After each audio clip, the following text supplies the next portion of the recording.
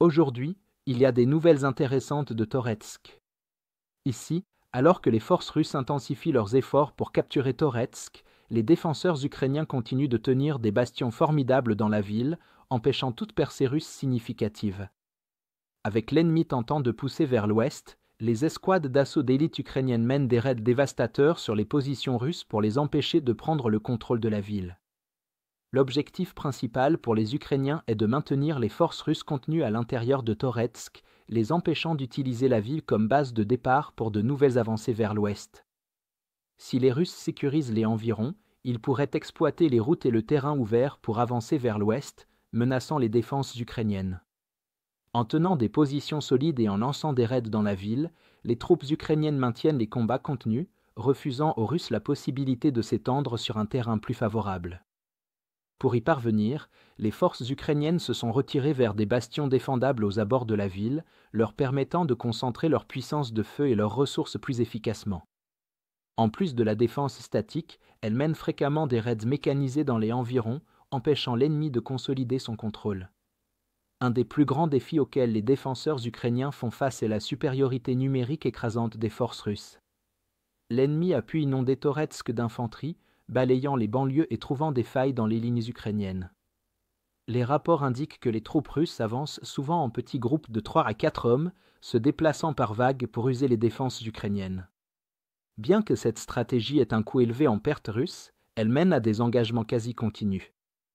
Pour s'adapter à la stratégie russe, les forces ukrainiennes ont maximisé leur capacité défensive en concentrant leurs forces autour de plusieurs bastions dans la ville, fermant les brèches précédemment exploitées par les troupes russes.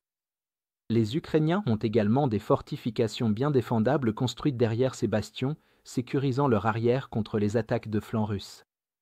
Des affrontements intenses ont éclaté dans le secteur industriel nord de Toretsk, où les forces russes tentent d'avancer mais font face à une résistance ukrainienne acharnée. Lors d'un engagement, les troupes russes ont pénétré dans une mine tenue par les défenseurs ukrainiens, déclenchant une bataille brutale au corps à corps. En infériorité numérique et incapables de repousser l'assaut avec les seuls drones FPV, les forces ukrainiennes ont appelé un soutien blindé.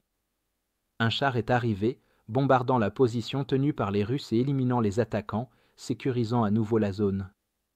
Un autre avantage significatif pour l'Ukraine à Toretsk est la présence de brigades d'élite avec une formation supérieure, des véhicules blindés et des systèmes d'armes avancés. De plus, les drones ukrainiens dominent le ciel au-dessus de Toretsk, rendant presque impossible pour les forces russes de déployer des blindés en soutien de leur infanterie, car les soldats au sol rapportent que les Russes ne peuvent actuellement déplacer aucun véhicule à travers Toretsk sans être touchés. Les forces ukrainiennes ont exploité les vulnérabilités russes en lançant des raids mécanisés fréquents contre les positions d'ennemis aux abords de Toretsk.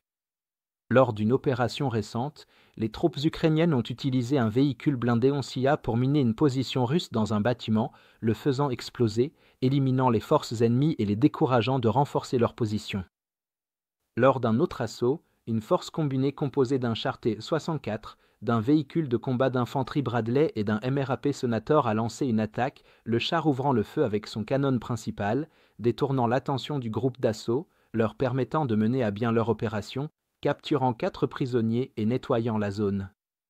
Ces raids empêchent les forces russes de consolider leur contrôle, infligent de lourdes pertes et perturbent les plans ennemis. Les récentes opérations ukrainiennes se sont concentrées sur le ciblage et l'engagement des troupes russes avant qu'elles ne puissent s'enterrer dans les bâtiments. Dans un cas, les forces spéciales ukrainiennes ont mené un raid nocturne sur des positions russes, utilisant un tir de suppression pour clouer les troupes ennemies avant de nettoyer le bâtiment.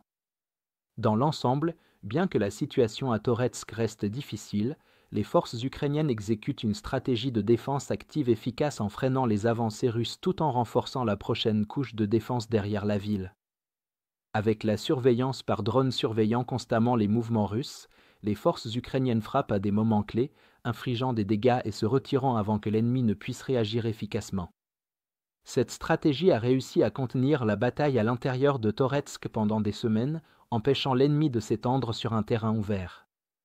Chaque jour où les Ukrainiens retardent l'avance russe permet de construire une ligne de défense plus solide plus à l'ouest. Si vous êtes contre l'invasion de l'Ukraine et que vous souhaitez soutenir le travail que je fais, pensez à vous abonner à notre site d'actualité indépendant. Vous y trouverez nos analyses stratégiques exclusives, des aperçus complets de tous les fronts et des vidéos d'analyse tactique régulières. En vous abonnant, vous montrerez non seulement votre soutien à cette chaîne, mais vous aiderez également à défendre le journalisme indépendant.